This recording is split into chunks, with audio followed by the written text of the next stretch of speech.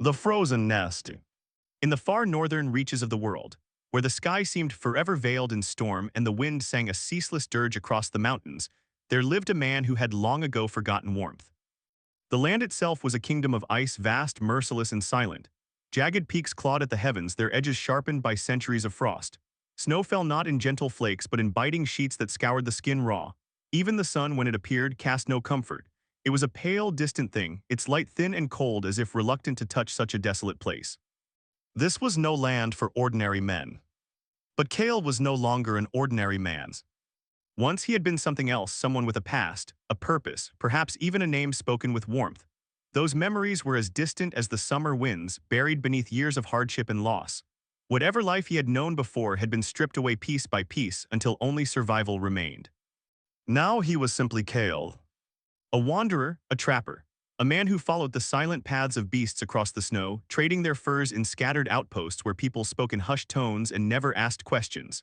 He stayed nowhere long, trusted no one deeply, and expected nothing from the world except its indifference. The cold had shaped him.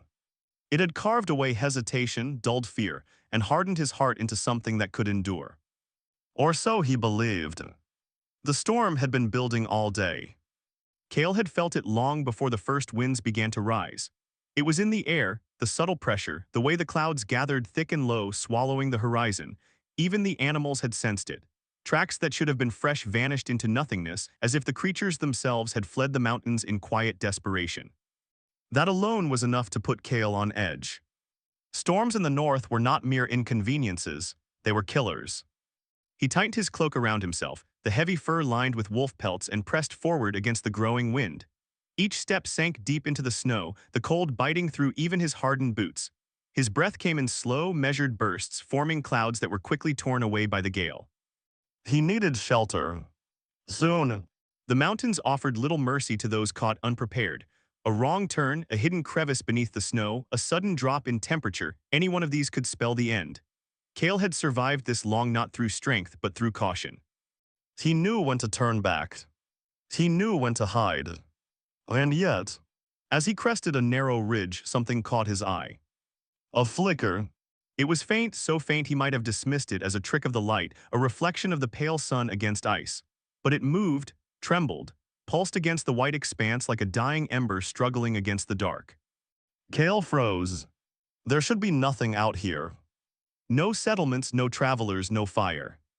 For a long moment he simply stood there, the wind howling around him, his instincts warring within him. Ignore it, they said, keep moving, survive. Curiosity in these lands was a death sentence. And yet, his gaze lingered on that distant glow. There was something unnatural about it, something wrong. It did not flicker like ordinary fire, it glowed with a strange, steady pulse as if alive. Kale exhaled slowly. Then, against his better judgment, he changed course. The climb was brutal. The storm had begun in earnest, the winds rising to a furious roar that drowned out all other sound. Snow whipped across his vision, blinding and relentless. More than once, Kale had to stop, crouching low against the gale to avoid being thrown from the narrow paths that wound between the cliffs. Still, he pressed on. The glow did not fade. If anything, it grew stronger. Hours passed, though time had little meaning in the storm. The world had narrowed to a struggle of breath and movement, each step an act of defiance against the mountain itself. When he finally reached the source, Kale was no longer certain whether he had followed the light, or if it had led him. Before him stood a cavern, or what remained of one's. The entrance had been shattered, the stone fractured and buried beneath a mass of ice and snow. The jagged edges suggested a recent collapse, an avalanche perhaps. The glow seeped from within, casting faint, shifting shadows across the frozen rock. Kale approached cautiously. His hand drifted to the knife at his side, fingers brushing the worn hilt. Old instincts stirred, alert, wary, ready. Something was wrong here. He could feel it. The air itself seemed still. Not calm, not peaceful, but unnaturally, disturbingly still. As if the storm itself dared not enter. Kale stepped inside. The difference was immediate. The howling wind vanished, replaced by a silence so complete it felt heavy. The temperature dropped sharply, the cold here deeper, sharper, like the bite of something ancient. His breath echoed faintly, each exhale a soft whisper in the vast chamber. And then he saw it. At the heart of the cavern lay a creature of legend. A dragon. Even in death or near it, it was magnificent. Its body stretched across the stone like a fallen mountain, scales shimmering faintly beneath layers of frost. Once they must have been a brilliant blue, catching the light like sapphire.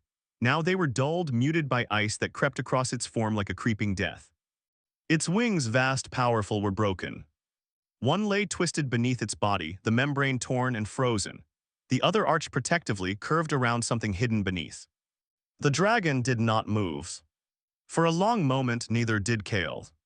His heart hammered in his chest, each beat loud in the oppressive silence. He had heard stories, of course, everyone had. Dragons were creatures of fire and fury, of ancient power and terrible wrath. They were not meant to be seen. Not like this. Slowly, carefully, Kale stepped closer. There was no sign of breath, no rise or fall of the massive chest. The ice had claimed it, creeping across its body in delicate, deadly patterns. Dead or close enough. Relief should have followed. Instead, a strange unease settled over him. Something was not right. And then, he heard it. A sound so faint he almost missed it. A soft, broken chirp. Kale's gaze snapped to the dragon's wing. For a moment, he hesitated. Every instinct screamed at him to leave. If the dragon was alive, even barely, approaching its nest would be suicide. And if it was dead, then whatever had killed it might still be near. The mountain was not a place for hesitation. And yet, the sound came again. Weaker this time. Desperate, Kale clenched his jaw. Then slowly he moved forward. What lay beneath the dragon's wing was enough to still even his hardened heart. Three small forms huddled together in the shallow hollow carved into the stone. Dragon hatchlings. They were smaller than he expected, no larger than wolves, their bodies slender and fragile compared to the massive creature that sheltered them. Their scales were pale, almost translucent in places as if they had not yet fully formed. Frost clung to them. Their breaths came shallow and uneven, tiny puffs of mist that barely lingered before fatting. They were dying. Kale stood there staring. This was not his problem. That was the truth of it. The mountains were filled with death, beasts killed and were killed. Storms claimed the strong and the weak alike. It was the way of things. He had learned long ago not to interfere. Survival did not allow for kindness. It did not allow for hesitation. It did not allow for... One of the hatchlings stirred. Its head lifted weakly, eyes barely open. They were a striking shade, bright, almost luminous, like polished silver reflecting the faint light. It saw him, and it made a sound. Not a roar, not a hiss. A small, broken chirp. It was not a threat. It was a play. Something inside Kale shifted. A memory, perhaps, or a feeling he had buried long ago. He did not recognize it at first. It was unfamiliar, uncomfortable. Dangerous. He turned away. This was a foolish. He could not save them. Even if he tried, the storm would take him. His supplies were limited. His strength was not endless. He would die. And for what? Creatures that would likely kill him if they lived. Kale took a step toward the cavern entrance. Then another. And stopped. The silence pressed in around him. Behind him, the faint, fragile sound came again. He closed his eyes. For a long moment he stood there, caught between two paths. One led to survival. The other... He exhaled slowly. Then he turned back. The fire was difficult to start. The cold here was unnatural, sapping heat from everything it touched. Even dry tinder resisted, as if the very air refused warmth. But Kale was stubborn. He worked patiently, shielding the small spark with his hands, feeding it carefully until it caught. The flame flickered weakly at first, then steadied, pushing back the darkness in a small, fragile circle. It was enough. He gathered what little he had, strips of dried meat, hard-earned and meant to last him days, and held them near the fire, letting the heat soften them. The hatchlings watched him. Their eyes were wide, wary. When he approached, they reacted instantly. A weak hiss. A twitch of their small bodies trying to rise to defend. Kale stopped. Slowly he placed the warmed meat on the ground, then stepped back. For a long moment, nothing happened. Then cautiously one of them moved. The smallest, silver-blue scales catching the faint firelight. It sniffed the air, hesitating. Then, driven by hunger stronger than fear, it reached forward. It took the meat. The others followed, slowly, carefully. But they ate. Kale sat back watching. Something in his chest felt different. Not lighter, but not as heavy. The storm raged outside.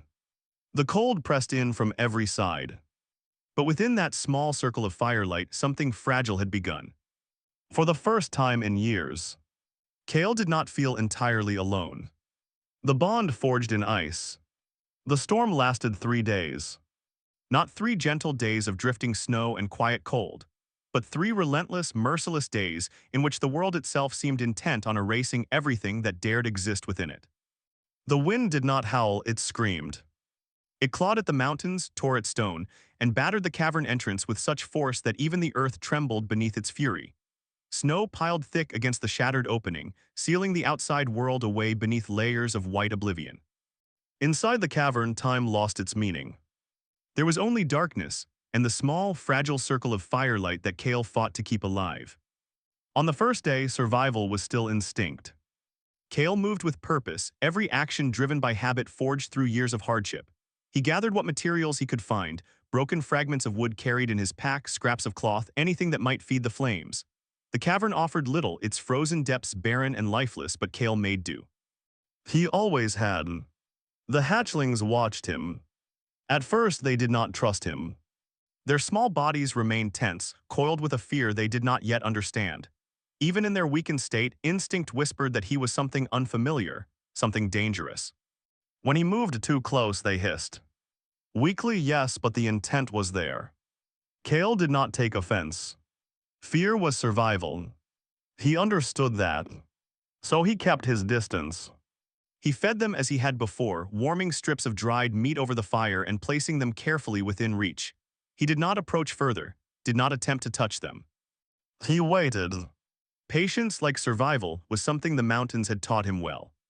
By the second day, things began to change. Hunger had dulled their fear.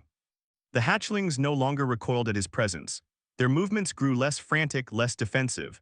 They watched him not with hostility, but with a kind of cautious curiosity. The smallest one was the first to move closer. It was different from the others. Kale had noticed it from the beginning. Where the others bore pale blue scales, soft and muted, this one shimmered faintly even in the dim light, silver blue like moonlight on frozen water. Its eyes, too, were brighter, more aware. It studied him, not as prey, not as threat, but as something unknown. That alone made it dangerous. Kale kept his guard. Yet as the hours stretched on, he found himself watching it in return. The fire nearly died that night. The cold within the cavern deepened, as if the storm outside had seeped into the very stone. The flames flickered weakly, shrinking as the last of Kale's fuel began to run out. He cursed under his breath, working quickly, breaking apart what little he had left. A spare haft of wood, strips of leather, even a piece of his own pack. Anything that would burn. The flame wavered, then steadied. Barely. Kale exhaled, the tension easing from his shoulders. That was when he felt it. A presence. Close. His hand moved instinctively toward his knife, but stopped. The smallest hatchling stood beside him. Closer than it had ever come before. Kale stilled. The creature's head tilted slightly, its bright eyes fixed on him. There was no aggression there, no fear. Only curiosity. Slowly, cautiously, it took another step. Kale did not move.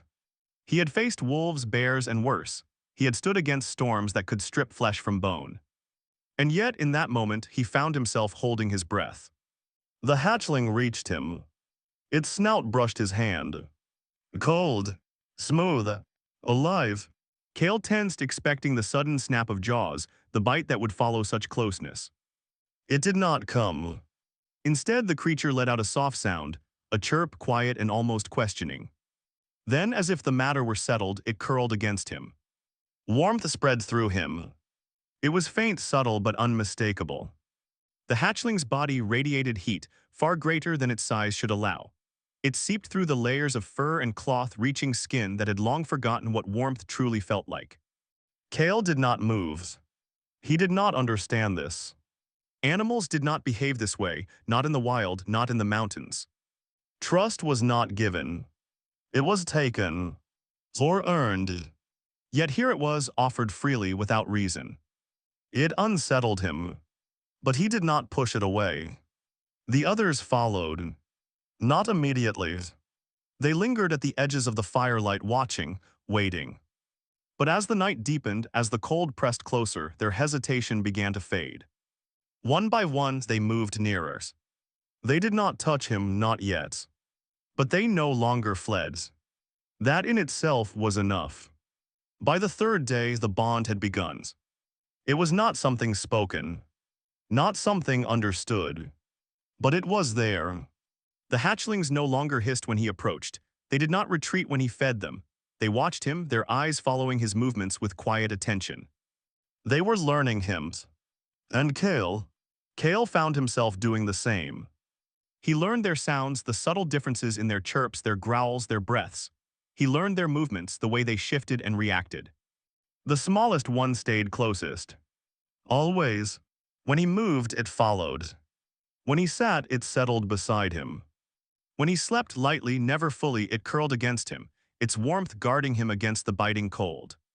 Kale did not name it. Not yet. Names had meaning. And meaning led to attachments. Attachment led to loss. He had learned that lesson too many times.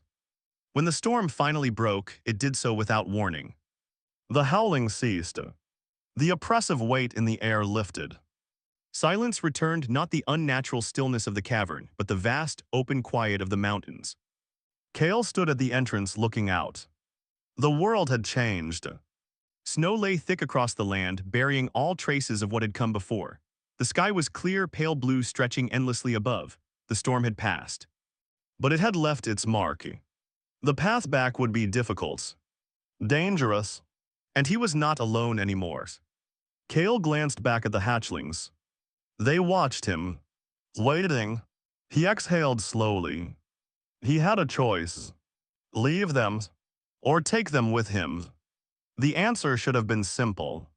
Survival demanded it. 3 hatchlings, weak, slow, vulnerable, would only hinder him. They would draw attention, drain his resources. Endanger him. Kale knew this. He had survived this long by making the hard choices. By leaving things behind. By walking away. His gaze shifted to the dragon. The mother, frozen in her final act. Even in death, she had shielded them. Protected them. Given everything she had to ensure they lived. Kale's jaw tightened.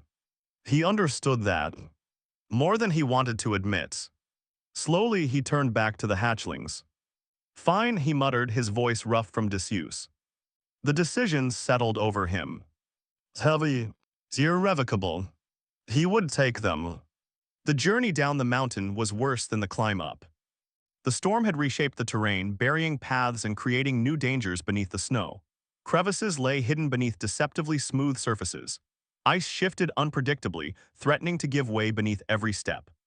And the hatchlings, they were not ready. They stumbled often, their legs unsteady. The cold sapped their strength quickly, leaving them lagging behind. More than once, Kale had to stop. More than once, he had to carry them. Each time, he cursed under his breath. This was madness. He was risking everything for what? Creatures that would outgrow him, that would one day leave, or worse. Each step was a reminder of the burden he had taken on. Each breath a question he could not answer. Why? The answer came to him in moments. Small ones. The smallest hatchling, always at his side, never wandered far. When it stumbled, it did not cry out, it looked to him. Trusted him. That trust was unfamiliar. Uncomfortable. And yet, it lingered. When night fell, they huddled together for warmth. The hatchlings pressed close, their bodies radiating heat that kept the worst of the cold at bay. Kale had survived countless nights in the mountains. Alone, now he was not. And that changed things. Weeks passed. Slowly, steadily, the hatchlings grew stronger. Their movements became more confident, their steps more sure. Their scales hardened, shifting from soft, pale hues to deeper, richer tones. They were no longer fragile. They were becoming what they were meant to be. Predators. And yet they stayed. They followed Kale without question, their presence constant. Like shadows, bound to him by something neither of them fully understood. It was during one of the quiet nights that he finally gave the smallest one a name. It lay beside him as it always did, its body curled against his side. The fire crackled softly, its light reflecting in the creature's bright, watchful eyes. It had not left him. Not once. Even when the others wandered, exploring their growing world, it remained. Guarding, waiting. Kale studied it for a long moment. Then quietly he spoke. Naira. The name felt strange on his tongue. Unfamiliar, but not unwelcome. The hatchling tilted its head, then chirped softly. And Kale knew. It understood. The others did not receive names. Not yet. Perhaps he feared what that would mean. Or perhaps he already knew. Naira was different, and that difference would matter. The days grew easier. The cold remained as it always would, but it no longer felt as suffocating. Kale moved with purpose. Not just for himself. For them. He hunted more, traveled carefully, chose paths that would keep them safe. He adapted. Changed. In ways he had not expected. But the mountains were not kind. And the world beyond them. Even less so. Kale knew this. He had seen what men did for power, for fear, for greed. Dragons were not creatures the world would ignore. And he was no longer just a man. He was something else now. Something that would draw attention. Danger. Conflict. As he sat by the fire, Naira curled beside him, the others resting nearby. Kale stared into the flames. Something was coming. He could feel it. The bond he had forged. It would not go unnoticed. And when the world came for them, he would have to decide what he was willing to become. Not just to survive, but to protect them, even if it cost him everything. Fire against the world. Word spread. It always did. No matter how far one traveled, no matter how carefully one avoided roads, settlements, and watchful eyes, stories had a way of slipping through cracks, carried by whispers, rumors, and the quiet greed of men. At first, it was nothing more than a passing curiosity. A trader, half frozen and eager for coin, spoke of strange tracks in the snow, too large for wolves, too deliberate for bears. A hunter swore he had seen movement along a distant ridge, shapes that moved against the wind instead of with it. Others spoke of flickering lights in the night, like fire dancing where no fire should be. And then came the truths. A man, traveling with dragons. At first it was dismissed, a tale born from exhaustion, from hunger, from too many nights spent staring into endless white. But the rumors persisted. They grew, changed, spread, and eventually, they reached ears that listened. Men came, not the kind who sought stories or wonder, but the kind who sought profit. Hunters hardened and ruthless, mercenaries who had long ago traded honor for coin, and worse, those who understood what dragons truly meant. Power. A dragon's scale could turn blades, its blood was said to hold magic, its heart priceless beyond measure. And hatchlings. Hatchlings could be raised, controlled, broken, weapons forged from living fire. The thought alone was enough to bring men across frozen wastes and into death's embrace. And Kale did not yet know how close they were. The mountains had given way to forest. It was not a gentle transition, but a gradual one, ice loosening its grip, stone giving way to sparse trees that clawed their way from frozen soil. The air, while still cold, no longer bit as deeply. The wind softened, replaced by the quiet rustle of branches and the distant creak of wood shifting beneath snow. To most, it would have been a welcome change. To Kale, it was unsettling. The mountains were honest. They killed without malice, without deception. Their dangers were clear, visible, understood. The forest was different. It hid things. and Kale had learned long ago to distrust anything that hid its nature. He noticed it first in the silence. It was subtle, so subtle that another man might have missed it entirely. The forest had its own rhythm, soft sounds that blended into a constant background. The creak of branches, the whisper of wind through needles, the faint scurry of small creatures beneath the snow. Life, it was always there. Until it was. Kale stopped. His eyes narrowed, scanning the trees. The hatchlings followed suit. They had learned. Naira, as always, was closest. Her body tensed, her head lifting as she tasted the air. The others shifted behind him, their instincts sharpening, reacting to the unease that had settled over their bond. The forest was too quiet. No movement. No sound. Nothing. Kale's hand moved slowly to the knife at his side. He did not speak. He did not move. He waited. The first arrow came without warning. A sharp whistle cut through the air, too fast, too sudden. Kale barely had time to turn. Down.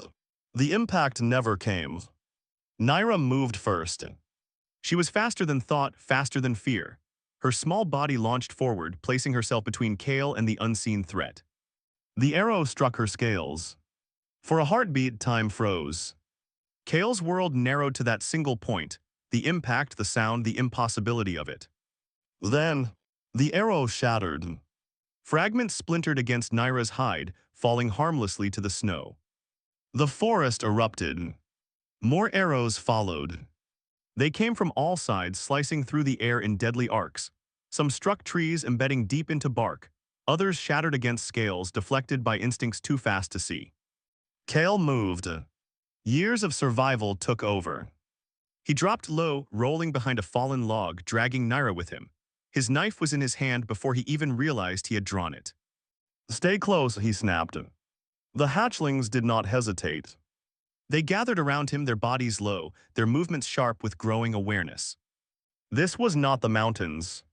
This was something else. Something that hunted back. Figures emerged from the trees. Silent, disciplined, men. They moved with purpose, spreading out, cutting off escape routes, their weapons already drawn. Their armor was light, designed for movement. Their faces were hidden behind furs and masks, but their intent was unmistakable. They had come prepared. They had come for this. Kale's jaw tightened. So it begins. Take the man alive, one of them called, his voice carrying easily through the still air. The creatures do not damage them. Creatures, not dragons, not living beings. That's it. Kale felt something cold settle in his chest. Worse than the mountain's chill. Another volley of arrows. Closer this time. More precise. They were testing, probing, waiting for weakness. Kale's grip tightened on his knife. He was outnumbered, outmatched. There was no escape. And yet, he did not feel fear. Not for himself. Naira moved again. But this time it was not to shield. It was to strike. A sound tore from her throat, not the soft chirp of before, but something sharper, fiercer. It echoed through the forest, carrying a power far greater than her small form should possess. Her mouth opened, and fire answered. It began as a flicker, a spark, a brief, unsteady burst of flame that seemed almost fragile against the vastness of the world. But it was enough. The fire struck the snow, melting it instantly, sending steam rising in thick clouds. The sudden heat shattered the stillness, breaking the rhythm of the attack. The men faltered, just for a moment. But in battle, a moment was everything. The other hatchlings followed. Where Naira brought fire, they brought something else. One exhaled a burst of frost, sharp and biting, freezing the air itself. The other let out a blast of raw force, a shockwave that sent snow and debris flying outward in a chaotic storm. It was uncontrolled, wild, but powerful. The ambush broke. Men stumbled. Some fell back, raising shields too late. Others shouted orders, trying to regroup, to adapt to a threat they had not expected. They had come for hatchlings. Weak, defenseless, easy prey. What they found was something else entirely. Kale moved. He did not hesitate. He did not question. He acted. While the attackers reeled, he struck. Vast. Precise. One man fell before he could react, Kale's blade finding the gap in his armor. Another turned too slow, his weapon raised just a fraction too late. Kale did not fight like a warrior. He fought like a survivor. Every movement was meant to end the fight. Quickly, efficiently, without mercy. The forest became chaos. Fire and frost clashed against steel and flesh. The hatchlings moved as one, their instincts guiding them, their bond pulling them together. And always, they stayed close to him, protecting him, fighting for him. It ended as suddenly as it began. The last of the attackers broke, retreating into the trees, their formation shattered, their confidence gone. They had underestimated their prey. They would not make that mistake again. Silence returned, but it was not the same. The forest was changed, marked, scarred by what had passed. Kale stood still, his breath heavy, his body tense. Around him, the hatchlings gathered. Unharmed, alive, victorious. Naira approached him slowly. Her movements were cautious now, the adrenaline fading, the fire within her settling back into something calmer. She stopped before him, looked up, and gently, she pressed her head against his side. Kale froze. For a long moment, he did not move. He could still feel the fight in his blood, the tension in his muscles, the weight of what had just happened pressing down on him. They had protected him, not the other way around. Not as he had told himself, not as he had believed. They had stood between him and death.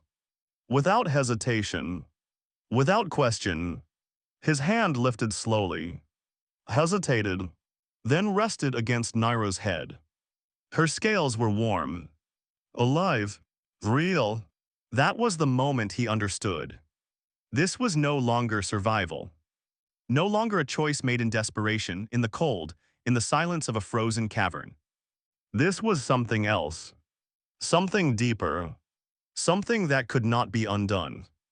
A bond, not forged by chains, not built on fear, but earned through fire, through trust, through the simple, unspoken decision to stand beside one another, no matter what came. Kale exhaled slowly. The tension left him, replaced by something steadier. Stronger. He was no longer alone. He had not been for some time. But now, he understood what that meant. From that day on, Kale was not just a wanderer. Not just a man surviving against the cold. He was something more. Something the world would not understand. Something it would fear. A guardian, not of land, not of power, but of life. Of creatures that had chosen him as much as he had chosen them. The forest stretched before them, vast and unknown. Beyond it lay the world. A world that would hunt them, fear them, try to take what they had. Kale looked ahead. His expression hardened. Let them come. Beside him, Naira lifted her head, her eyes fixed on the horizon. Watching, waiting, ready. He had saved them. That much was true. But as he stood there, surrounded by fire and frost, by creatures that had become something far more than companions, Kale realized something deeper. Something he had not allowed himself to believe. One day, when the world came crashing down, when the cold returned sharper than ever, when survival was no longer enough, they would save him.